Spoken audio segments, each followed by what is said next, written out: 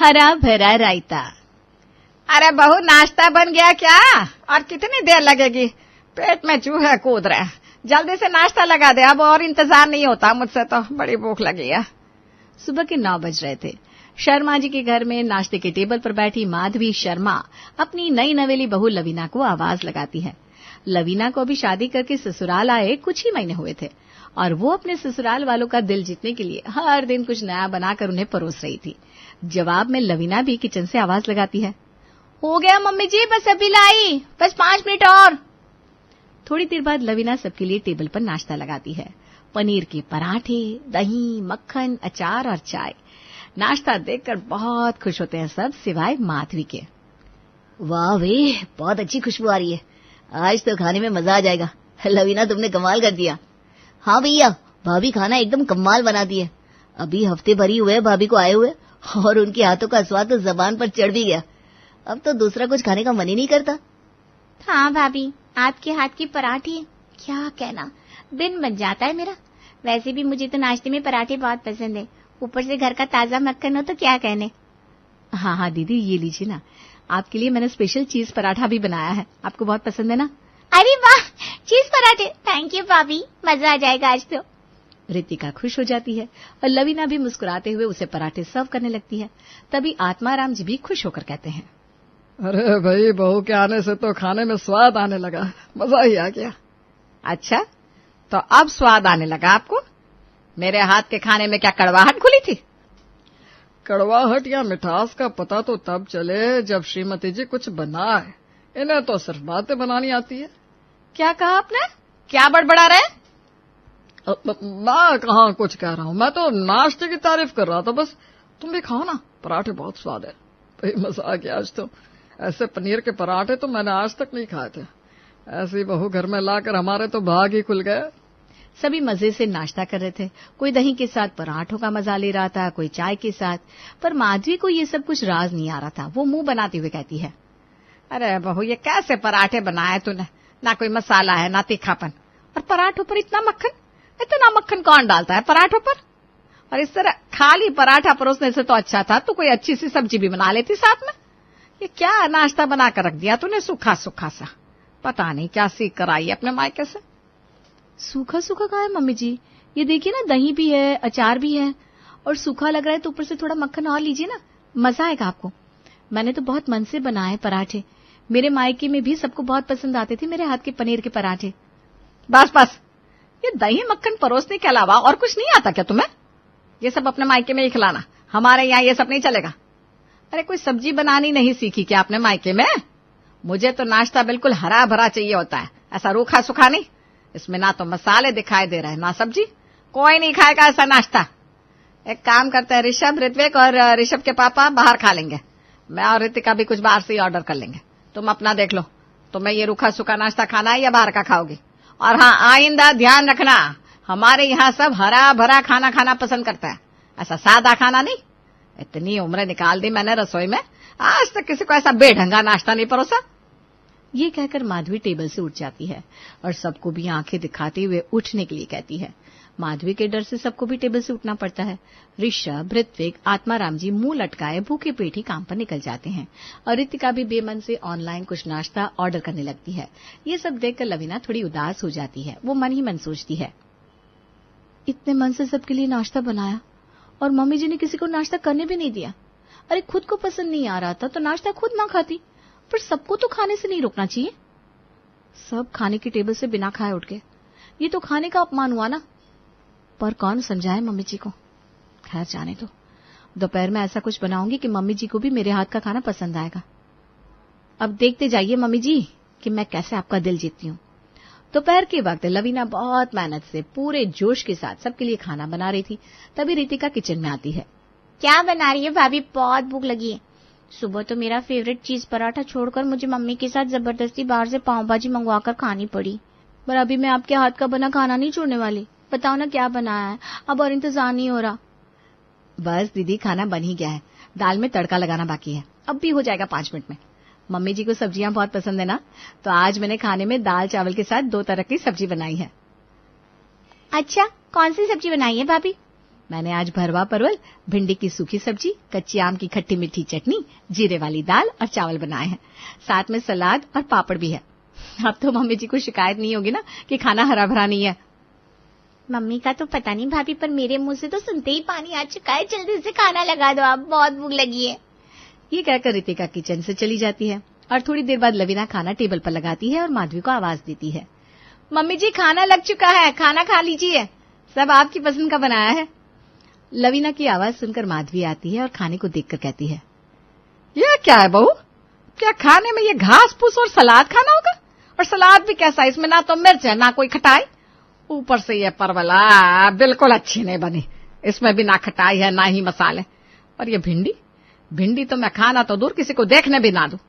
ये कैसा खाना बना दिया बहू, कुछ सीख नहीं आई क्या मायके से? क्या सिखाया है तुम्हारी माँ ने? अपनी सास की डांट सुनकर एक बार फिर लवीना का चेहरा लटक जाता है।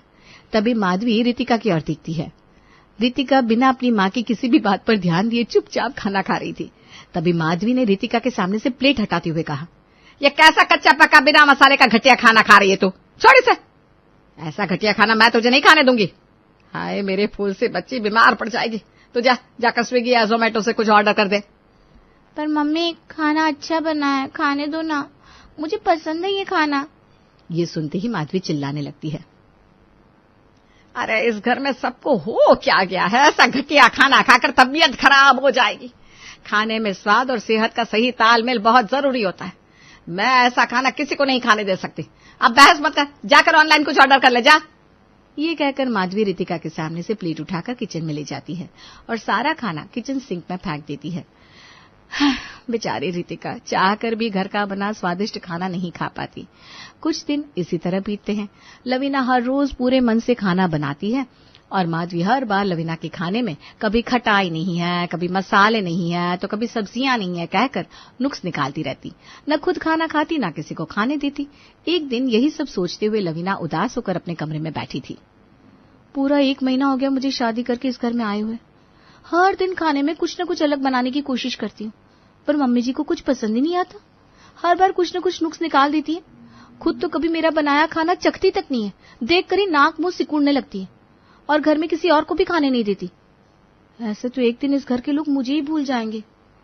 करूं तो क्या करूं, कैसे अपने ससुराल वालों का दिल जीतूं। लीना अभी ये सब सोच रही थी कि तभी उसकी सहेली बानी का फोन आता है। हेलो लवीना मैडम, कैसी हैं? शादी क्या हो गई, दोस्तों को भूल ही गई? अरे कभी तो हम गरीबों को भी याद कर लिया कर। लगता है ऋषभ जीजाजी ने कुछ ज्यादा ही दिल लगा लिया है तेरा।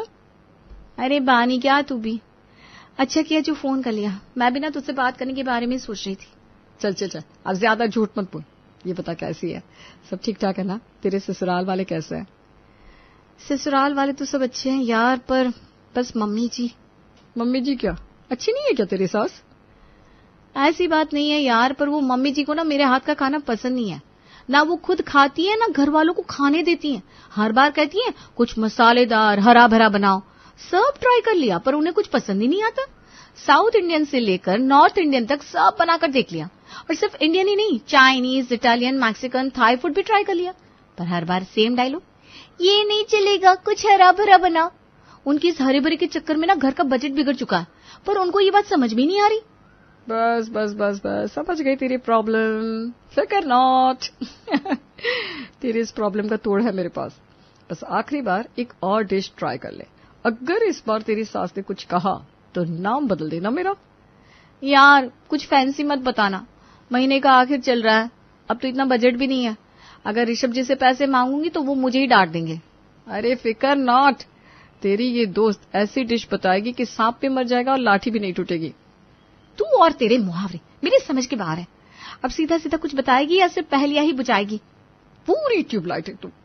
मेरा मतलब है तेरा काम भी हो जाएगा, बजट भी नहीं बिगड़ेगा। तो बस ये बता, घर में इस वक्त कौन कौन सी सब्जी है? इस वक्त घर में परवल, लौकी, खीरा, गाजर, टमाटर, धनिया पत्ती और बैंगन पड़े हैं। बढ़िया, तेरी नई डिश इन्हीं सब्जियों से बनेगी, और ऐसी बनेगी कि तेरी सास को कुछ कहने का मौका ही नहीं मिलेगा। तू बस मेरी बात ध्यान से सुन। और फिर बानी लवीना को एक ऐसी डिश की रेसिपी बताती है कि उसकी आंखें भी खुशी से चमक उठती हैं, पर फिर कुछ सोचकर वो थोड़ा उदास हो जाती है। यार सुनने में अच्छा लग रहा है, पर तेरा ये आइडिया काम तो करेगा ना? अरे बिल्कुल करेगा, नहीं किया तो नाम बदल देना मेरा। ये कहकर बानी फोन रख देती है। लवीना भी अपने काम में जुट जाती है। रात के वक्त खाने के टेबल पर। क्या बनाया आज लवीना? आज तो कुछ बाहर से नहीं मंगवाना पड़ेगा ना? नहीं, आज मेरे हाथ का बना खाना मम्मी जी को जरूर पसंद आएगा। बिल्कुल मम्मी जी की पसंद का खाना बनाया मैंने, वैसा ही जैसा मम्मी जी को चाहिए।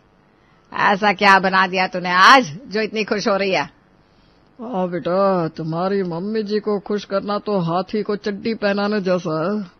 ऐसा क्या बना दिया तुमने कि तुम्हारी मम्मी जी खुश हो जाएंगी? आपको तो बस मुझ में ही खोट नजर आती है, हैं? अरे बहू को कुछ ढंग का बनाना आता तो क्यों ना खुश होती मैं, पर उसे कुछ बनाना आता ही नहीं तो क्या करूं मैं? तभी लवीना कहती है, मम्मी जी, पापा जी, आप लोग प्लीज लड़ाई मत करिए, मैं खाना लेकर आती हूँ, आज सब अच्छा ही होगा। थोड़ी देर में लवीना खाना लेकर आती है और खाने को देखते ही माधवी की शक्ल बन जाती है। ये क्या है बहू, आज तो तूने कुछ बनाया ही नहीं, क्या है ये? सिर्फ रायता और रोटी, ये खाएंगे हम खाने में? मम्मी जी ध्यान से देखिए ना, ये सिर्फ रायता नहीं है, बहुत कमाल का रायता है। बहू मैंने तुझसे कहा था ना कुछ हरा भरा बनाया कर, ये बिल्कुल सादा है, रायता बना कर ले आई तू। अब क्या इसके साथ रोटी खाएंगे? नहीं भाई, मुझसे नहीं खाया जाएगा और ना ही किसी और को खाने दूंगी मैं। खाना तो बाहर से ही ऑर्डर करना पड़ेगा आज। हरा भरा ही तो है ना मम्मी जी, देखिए तो इस रायते में मैंने खूब सारी उबली हुई सब्जियां डाली हैं, जैसे परवल, लौकी, खीरा, गाजर, प्याज, टमाटर, बैंगन और धनिया पत्ती भी। क्या रायते में बैंगन, परवल, टमाटर? ये कौन डालता है रायते में? लवीना, ये क्या बनाया है तुमने? कौन खाएगा इसे? ऋषभ जी, मम्मी जी को तो ऐसा ही खाना पसंद है ना, जो एकदम हरा भरा हो, तो मैं क्या करती, बनाती है हरा भरा रायता। अरे वो तो छोड़ो, इसमें मसाले कहाँ है? बिना मसाले कैसा हरा भरा खाना? सिर्फ घास फूस नहीं लाने को कहा था मैंने तुझे। अरे है ना मम्मी जी, इसमें मसाले भी हैं। मैंने रायते में नमक, काली मिर्च, भुना जीरा और लाल मिर्च भी डाली है। और खटाई वो कहाँ है? मम्मी जी रायता है तो खटाई तो होगी ही ना। दही जो है इसमें, और टमाटर भी तो है, खाकर तो देखिए, बहुत पसंद आएगा आपको। बिल्कुल आपकी पसंद को ध्यान में रखकर बनाया है। अब तड़का तो नहीं लगाया इसमें, ऐसे कैसे सूखा सूखा खाएंगे? ना भाई ना, ये नहीं खाया जाएगा, आज भी खाना बाहर से ही मंगवाना पड़ेगा। नहीं मम्मी जी, आज खाना बाहर से मंगवाने का चांस ही नहीं है, तड़का लगाया है मैंने। मम्मी जी ऊपर से घी, सरसों और कड़ी पत्ते का तड़का भी लगाया है। आज तो रवीना के पास अपनी सास के हर नुक्स का तोड़ था। उसने एक साधारण से रायते में ही सब्जी, मसाले, खटाई और तड़के का अंबार लगा दिया था। अब माधवी कहे तो क्या कहे, अब तो माधवी परेशान हो चुकी थी। ये बैंगन, टमाटर और परवल वाला रायता वो खाए तो भला कैसे खाए, पर अंदर ही अंदर वो समझ रही थी कि ये तो उसी का फैलाया रायता था, समेटना तो अब उसे ही था। तभी आत्माराम जी ने कहा, हे भगवान, ये क्या पका दिया बेटा तूने, इसके साथ रोटी कैसे खाएंगे? मुझसे नहीं खाया जाएगा भाई। फिक्र नॉट पापा जी, आप सबके लिए अलग से आलू टमाटर की सब्जी बनाई है मैंने। ये रायता तो खास मम्मी जी के लिए है, उन्हें सब हरा भरा और मसालेदार चाहिए होता है ना। सुन लिया मम्मी आपने, अब खाइए आप अपनी ये स्पेशल डिश। हम तो आलू टमाटर की सब्जी से काम चला लेंगे। 1 महीने से बाहर से खाना मंगा कर मेरी जेब का हाल बेहाल कर दिया आपने। 50,000 रुपए सिर्फ खाना खाने में खर्च हो गया आपकी वजह से। कितना अच्छा तो खाना बनाती है लवीना, पर नहीं, आपको हरा भरा खाना है तो खाइए। अब हम तो पहले वाला खाना ही खाएंगे, हमें तो वही पसंद है। हाँ मम्मी, हमें तो भाभी के हाथ के बने खाने से कोई प्रॉब्लम कभी थी नहीं। आपकी वजह से हमें बाहर का खाना खाना पड़ता था। पेट बिगड़ गया मेरा तो बाहर का खा खा कर। ना तो आप खुद खाती थी, ना हमें खाने दिया कभी कुछ भी। अब आप ही खाइए ये हरा भरा रायता, हम तो आलू टमाटर की सब्जी में ही खुश है। हाँ मम्मी, आपने बिना वजह ताने दे देकर मजबूर कर दिया भाभी को ऐसी अतरंगी डिश बनाने के लिए। अब ये खाना आप ही खाइए, ये चितकबरा रायता आपको ही मुबारक। और क्या, तुम्हें खाओ ये चितकबरा खाना, हम सब तो बहू के हाथ का सादा खाना खाकर ही खुश है। अरे साक्षात अन्नपूर्णा आई है हमारे घर पर, तुमने कभी कदर ही नहीं की उसकी। उल्टा तुम्हारी ये हर बात में नुक्स निकालने वाली आदत ने हद कर दी। बात बात पर टोक कर उसका मनोबल गिरा दिया तुमने। देखो तुम्हारी वजह से कैसा खाना बनाने लगी है वो, ऊपर से घर का बजट बिगड़ा सो अलग। सबकी बातें सुनकर और सामने रखे अतरंगी रायते को देखकर माधवी अपना सर पकड़ लेती है और फिर लवीना से कहती है, अब मुझे माफ कर दे बहू, मैं बस अपना रौब जमाने के चक्कर में तेरे बनाए खाने में नुक्स निकालती रही। मुझे डर था कहीं तू अपने स्वादिष्ट खाने से सबका दिल ना जीत ले और मेरी सच्चाई सबके सामने ना आ जाए। असल में तो खाना बनाना मुझे ही नहीं आता, इसीलिए तेरे खाने में खोट निकाल कर खुद को ऊंचा साबित करने की कोशिश करती रही। पर अब मुझे अकल आ गई, अब से तू जो बनाएगी हम सब वही खाएंगे, खुशी खुशी, बिना नुक्स निकाले। तभी लवीना अपनी सास माधवी की चुटकी लेते हुए कहती है, अच्छा मेरे हाथ का बना सब खाना खाएंगी आप? हाँ हाँ बहू, अब तेरे हाथ का बना हर खाना खाऊंगी मैं, कोई शिकायत नहीं करूंगी, कोई मीन मैक नहीं निकालूंगी। तो फिर ठीक है, ये रायता खाकर बताइए ना कैसा है। ये सुनते ही माधवी एकदम से सक पका जाती है। मेरा मतलब है इस सतरंगी रायते को छोड़कर सब खाऊंगी तेरे हाथ का बना। अभी के लिए ना मैं भी सबके साथ आलू टमाटर की सब्जी और रोटी खा लेती हूँ। माधवी के मुंह से ये सुनते ही सब खिलखिलाकर हंस देते हैं और हंसते मुस्कुराते हुए आलू टमाटर की सब्जी के साथ खाना खाने लगते हैं। माधवी को अब अकल आ जाती है और वो अब कभी भी अपनी बहू लवीना के बने खाने में नुक्स नहीं निकालती। अरे अरे ये क्या कर दिया भाभी आपने, इस कढ़ाई में घी क्यों निकाल रही है? अरे क्या हो गया? तो कढ़ाई तो है, घी तो निकालना ही पड़ेगा ना, इतना सारा मक्खन जो जमा हो गया है। अरे भाभी ये कढ़ाई नई वाली है जो मेरे मौसा जी ने मुझे दी थी, ये खराब हो जाएगी। हाँ तो क्या हुआ, बर्तन तो खराब होने के लिए होते हैं, धुल जाएंगे और क्या। अरे भाभी ये बहुत महंगी कढ़ाई है, आप समझ ही नहीं रही है। आप किसी और बर्तन में घी निकाल लीजिए ना, इसमें नहीं। क्या? मेरे मायके से भी इतने सारे बर्तन आए, वो भी तो खराब होते ही है ना। मैं तो इसी कढ़ाई में घी निकालूंगी बस। भाभी आप ये जानबूझकर कर रही है ना, आपको पता है कि मुझे ये सारे बर्तन मेरे मायके से मिले, इसीलिए कर रही है ना आप। अरे सिर्फ तुम्हें ही नहीं, मुझे भी काफ़ी सारे बर्तन मिले हैं मायके से, ठीक है। मैं क्यों तुम्हारे बर्तनों को हाथ लगाने लगी? फिर क्यों ले रखी है ये कढ़ाई, छोड़ दीजिए ना। अरे क्या हुआ, क्यों सुबह सुबह बिल्लियों की तरह लड़ रही हो? माँ जी भाभी से कहिए ना मेरी नई कढ़ाई में घी ना निकाले, ये कढ़ाई पूरी खराब हो जाएगी। अरे माँ जी समझाइए ना इसे कि बर्तन तो खराब होने के लिए होते हैं। आज ये कढ़ाई नहीं है, कल पुरानी हो जाएगी और क्या। अरे दिव्या बहू छोड़ ना इसकी कढ़ाई को, वैसे भी हमारे पास कितनी सारी कढ़ाइयाँ हैं, तो उनमें से एक ले ले। नहीं, मैं तो इसी कढ़ाई में घी बनाऊंगी, आप चाहे कुछ भी कह ले। ये दिव्या अभी ना, अच्छा पिंकी बहू तू भी छोड़ ना, कढ़ाई तो है, क्या फ़र्क पड़ता है। दिव्या भाभी मैं आपको देख लूँगी, आपने मेरी कढ़ाई ख़राब की है ना, ठीक है मैं भी देखती हूँ। हे भगवान, इन दोनों को मेरे ही घर भेजना था क्या आपको? और कोई नहीं मिली थी? अब पता नहीं ये क्या करेगी। वैसे बर्तनों की महाभारत तो सदियों से हर घर में चलती आ रही है और यही हाल है हमारी दिव्या और पिंकी का भी, जिन्हें लगता है कि उनके बर्तन ज़्यादा घिसने नहीं चाहिए। अब दिव्या ने तो उस नई कढ़ाई में घी निकाल लिया, लेकिन हमारी पिंकी भी किसी से कम नहीं है जनाब। आइए देखते हैं कि वो क्या करती है। पिंकी बहू, तुमने 5 गंवारी कन्याओं को बुला लिया? हाँ माँ जी मैंने बुला लिया उनको, सब छोटी है काफ़ी। हाँ छोटी है तो अच्छा ही है, वो सब माता रानी का रूप है। हाँ माँ जी, और मैंने सबके लिए भोग भी बना दिया है। ये लो आ गई छोटी कन्याएं, आओ आओ बच्चों यहाँ बैठो। ये लीजिए माँ जी थालियाँ। अरे ये तो मेरे नए डिनर सेट की थालियाँ हैं, इनमें से एक भी टूटी तो पूरा सेट खराब हो जाएगा। क्या भाभी आप भी, बर्तन तो खराब होने के लिए होते हैं, क्या फ़र्क पड़ता है। हाँ और क्या, थालियाँ ही तो है। अरे माँ जी इनमें से एक ने एक भी थाली तोड़ दी ना तो पूरा सेट खराब हो जाएगा। और ये थालियाँ चीनी की है, स्टील की नहीं है जो पटकने से टूटेंगी नहीं। लेकिन अब तो मैंने बच्चियों को खाना इसमें दे दिया है माँ जी, अब ऐसा अच्छा नहीं लगता ना कि उनसे थाली वापस ले लूँ। हाँ हाँ माता रानी का पाप लगेगा अगर थाली वापस ले ली। अब चलेगा, थाली टूटी तो टूटी। छोटी छोटी बच्चियों के हाथों से दिव्या की महंगी क्रॉकरी की 1-2 थाली तो टूटी गई, लेकिन अब बच्चियों को तो कुछ कह नहीं सकते थे। लेकिन पिंकी ने अपना बदला ले लिया। दिव्या ने उसकी नई कढ़ाई खराब कर दी थी और पिंकी ने उसके क्रॉकरी सेट को खराब कर दिया। हिसाब बराबर है ना? लेकिन ऐसा नहीं था, ये तो बस जंग की शुरुआत थी। माँ जी क्या हुआ, दिव्या भाभी दिखाई नहीं दे रही हैं। अरे आज मैंने सरसों के तेल में कच्ची केरी का अचार डाला है ना, तो बस उसी को छत पे सुखाने गई है। अच्छा ठीक है, वैसे कितना अचार डाला है माँ जी आपने इस बार? अरे इस बार तो वो बड़े से पतीले में डाला है, सोच रही थी इस बार जीजी को भी भेजूंगी थोड़ा सा। बड़ा सा पतीला, वो स्टील वाला जिसमें आगे फूल लगे हुए हैं। हाँ, क्यों, क्या हुआ? अरे माँ जी, वो तो मेरा पसंदीदा पतीला है।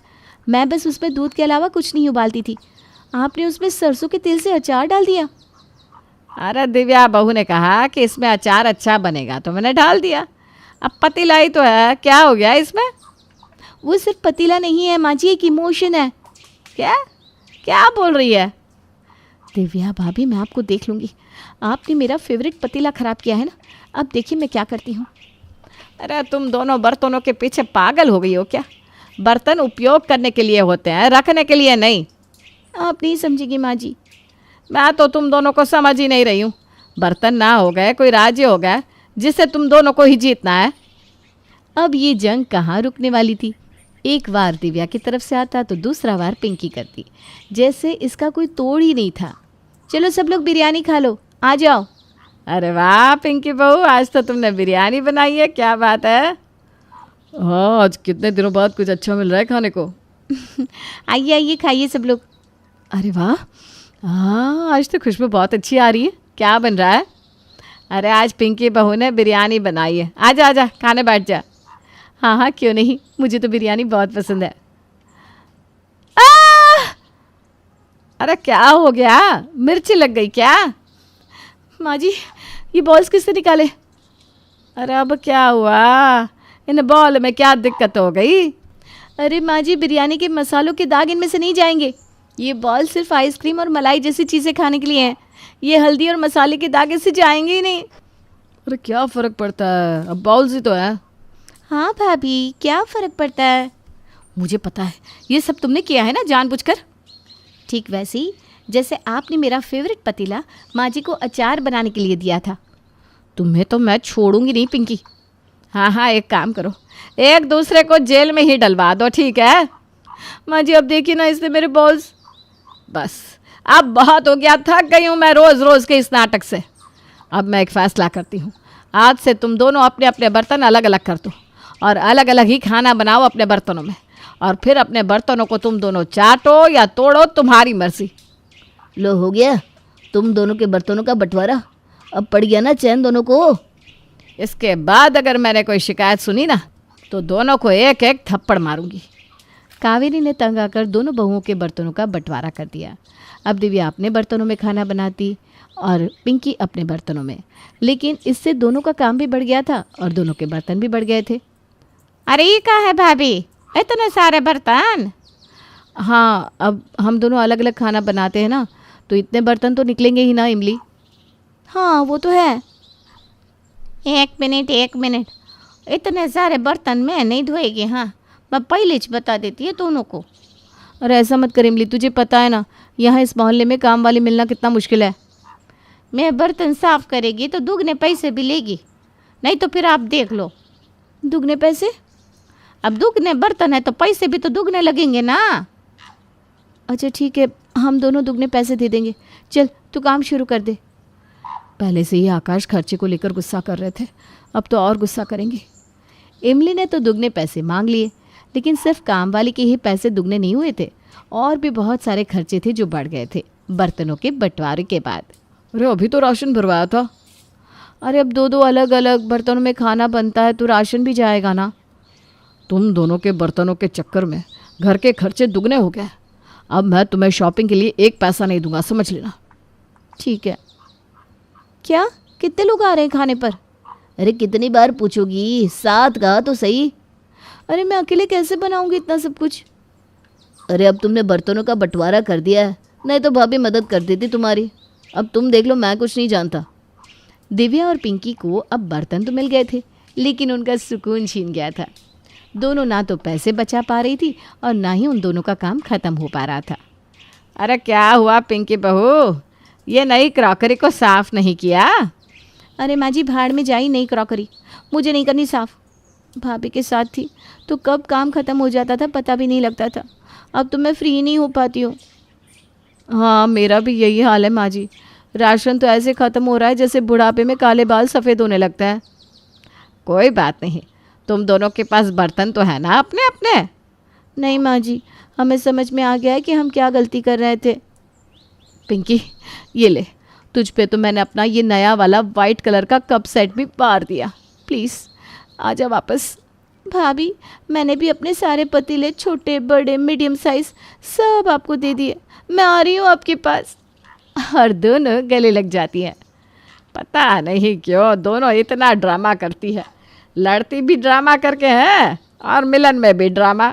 चलो जाने दो, हमें क्या। रजत अपने माँ बाप का इकलौता लड़का था और रजत ने अपने पिता का पूरा बिजनेस संभाल रखा था। ऐसे ही एक दिन रजत अपने ऑफिस जा रहा था और अचानक ही रोड पर रेड लाइट होने की वजह से रजत अपनी कार को रोक लेता है। तभी वहां पर कुछ किन्नर रजत की कार का शीशा खटखटाते हुए कहते हैं, दरवाजा खोल रे, कुछ नग दे दे रे।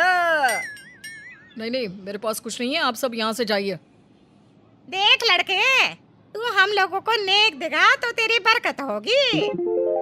भगवान ने मुझे अच्छी खासी बरकत दे रखी है अम्मा, इसलिए आप यहाँ से जाइए और किसी और से मांग लीजिए। इस तरह सभी किन्नरें वहां से चलकर आगे की तरफ जाने लगती हैं। तभी रजत की कार का शीशा एक और किन्नर खटखटाती है। अब रजत अपनी कार के शीशे को नीचे करता है, जहां पर वो एक सुंदर सी लड़की को देखता है। वो उसे देखकर उसकी सुंदरता में मदहोश हो जाता है। वो उसे कुछ बोल पाता उससे पहले ही वो सुंदर सी लड़की उससे कहती है, कुछ पैसे दे दीजिए साहब। अगर आपने हम लोगों को पैसे दे दिए तो आप हमेशा अपने जीवन में खुशहाल रहेंगे। इतनी सुंदर लड़की है और ये मुझसे किन्नरों की तरह पैसे क्यों मांग रही है? कहीं ये... हाँ ठीक है, मैं तुम्हें पैसे दे दूंगा, लेकिन तुम मुझे ये बताओ कि तुम इतनी सुंदर हो और पढ़ी लिखी भी लग रही हो, तुम इन किन्नरों के साथ नेक क्यों मांग रही हो? और तुम्हारा नाम क्या है? साहब, मेरा नाम काजल है। काजल अपने बारे में उसे कुछ और बता पाती कि तभी काजल की हम उम्र नीलम नाम की किन्नर रजत से कहती है, साहब, अब किन्नर किन्नरों के साथ मिलकर पैसे नहीं मांगेगी तो क्या सड़क पर रहकर भीख मांगेगी? और हाँ, अगर आपको नेक देना है तो दे दो, नहीं तो जाओ यहाँ से। रजत ये सब सुनकर बिल्कुल शॉक्ड हो जाता है। यूं कहे कि उसे एक झटका लग जाता है। वो उस समय कुछ नहीं बोल पाता और चुपचाप अपनी जेब से कुछ पैसे निकालकर काजल को दे देता है और वहां से अपनी कार को चलाकर अपने ऑफिस पहुंचता है। वहीं दूसरी तरफ किन्नर समाज की सभी किन्नरें काजल से कहती है, क्या बात है काजल बेटा, उस लड़के से हमने पैसे मांगे तो उसने 1 रुपया भी नहीं दिया और तेरे बोलते ही उसने तुझे पैसे पकड़ा दिए। वाह जी वाह। अरे भला पैसे देता भी क्यों नहीं? हमारी काजल है ही इतनी सुंदर, उसे देखकर कोई उसे बोल ही नहीं सकता कि वो एक किन्नर है, किन्नर। इस तरह सभी किन्नर खुश होकर अपने किन्नर समाज में चली जाती हैं। वहीं दूसरी तरफ रजत के ख्यालों में तो काजल ही थी। रजत हर समय काजल के बारे में सोच रहा था। उसके सामने काजल का भोला और मासूम चेहरा आ रहा था। अब शाम के समय एक बार फिर रजत घर जाते वक्त उसी रेड लाइट पर खड़ा हो जाता है, लेकिन उसे काजल दोबारा नहीं दिखती। इस तरह अगली सुबह रजत उसी रेड लाइट से होकर गुजर रहा था। तभी एक बार फिर से रेड लाइट होती है और रेड लाइट होने की वजह से रजत अपनी कार रोक लेता है, जहां उसे एक बार फिर काजल दिखाई देती है। इस बार भी काजल उसके पास आती है और उससे पैसे लेकर चली जाती है। काजल की मासूमियत वाली शक्ल देखकर रजत उसके ऊपर फिदा हो जाता है और खुद से कहता है, वो लड़की किन्नर है, उसकी मासूमियत और चेहरा देखकर लग ही नहीं रहा कि वो किन्नर है। अरे भला इतनी सुंदर लड़की किन्नर कैसे हो सकती है? रजत बेटा, इस काजल लड़की से तो बात करनी ही पड़ेगी, क्योंकि वो काजल तेरे दिल पर अपनी छाप छोड़ गई है। अब क्या था, रजत आए दिन सुबह के समय काजल से मिला करता। एक दिन ऐसे ही वो काजल को कुछ पैसे देकर अपनी कार को साइड लगा लेता है और पैदल काजल का पीछा करने लगता है, जहां वो मौका देखकर काजल का हाथ पकड़कर पेड़ के पीछे ले जाता है और उससे कहता है, काजल, मैंने जब से तुम्हें देखा है मैं तुम्हारी खूबसूरती और तुम्हारे भोलेपन का फैन हो चुका हूँ। मैं तुमसे शादी करना चाहता हूँ काजल। साहब जी, आप कैसी बात कर रहे हैं? मैं एक किन्नर हूँ और आप एक इंसान। भला एक इंसान किन्नर से शादी कैसे कर सकता है? आपकी दुनिया हम किन्नरों को कभी नहीं अपनाएगी। पहली बात कि मैं साहब नहीं हूँ, मेरा नाम रजत है, इसलिए तुम मुझे रजत कह के बुलाओगी तो अच्छा लगेगा। दूसरी बात ये कि मैं पूरी दुनिया से तुम्हारे लिए लड़ जाऊंगा, बस तुम मेरा साथ दो। कहीं ना कहीं काजल भी रजत को पसंद करने लगी थी, इसलिए वो रजत को हाँ कर देती है। उसकी हाँ सुनने के बाद रजत की खुशी का ठिकाना नहीं होता और रजत सीधा अपने माँ बाबा के पास जाता है और अपने माँ बाप से काजल के बारे में बात करता है। जब उसके माँ बाप को ये पता चलता है कि काजल एक नॉर्मल लड़की नहीं बल्कि एक किन्नर है, तो उसकी माँ उसे अपनाने से मना कर देती है। अपने माँ बाप का ये रवैया देखकर रजत कहता है, मम्मी पापा, अगर आप लोगों ने मेरी शादी काजल से नहीं करवाई तो मैं फांसी लगाकर या जहर खाकर मर जाऊंगा। रजत की ये बात सुनकर रजत के माँ बाप अपने बच्चे के आगे घुटने टेक देते हैं और वो रजत की शादी करवाने के लिए हाँ कर देते हैं। वहीं दूसरी तरफ काजल किन्नर समाज में अपनी गुरु माँ से कहती है, गुरु माँ, मैं रजत से प्यार करती हूँ और रजत अपनी फैमिली को यहाँ लेकर आते ही होंगे। मैं उनसे शादी करना चाहती हूँ गुरु माँ, बस मुझे आपका आशीर्वाद चाहिए। बेटा काजल, हम किन्नर हैं और किन्नरों को उनका समाज कभी नहीं अपनाएगा। तू देखना, रजत भी तुझे एक दिन ठुकरा देगा। वो मुझसे बहुत प्यार करते हैं गुरु माँ, वो कभी ऐसा नहीं करेंगे। अगर तुझे एक इंसान से शादी करनी है तो तुझे किन्नर समाज को हमेशा हमेशा के लिए छोड़ना होगा। बोल, मंजूर है क्या तुझे? काजल रजत से बेहद प्यार करती थी, इसलिए वो अपनी गुरु माँ की बात मान जाती है और अपने किन्नर समाज को छोड़ देती है। इस तरह काजल और रजत की एक दूसरे से शादी हो जाती है। शादी के बाद काजल अपने घर की सारी जिम्मेदारियों को बखूबी निभाती है, लेकिन रजत के माता पिता को काजल बिल्कुल भी पसंद नहीं थी, क्योंकि वो लड़की नहीं बल्कि एक किन्नर थी, इसलिए वो उसको अपनाना नहीं चाहते थे। ऐसे ही एक दिन रजत को किसी काम से बाहर जाना पड़ता है और कुछ दिन तक रजत घर नहीं आता। ये देखकर रजत की माँ रजत के पिता से कहती है, अजी, मैं तो इसको अपनी बहू कभी भी नहीं अपना पाऊंगी। मेरा तो इसके हाथ का पानी भी पीने का मन नहीं करता।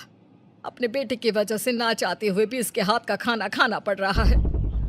तुम सही बोल रही हो भाग्यवान।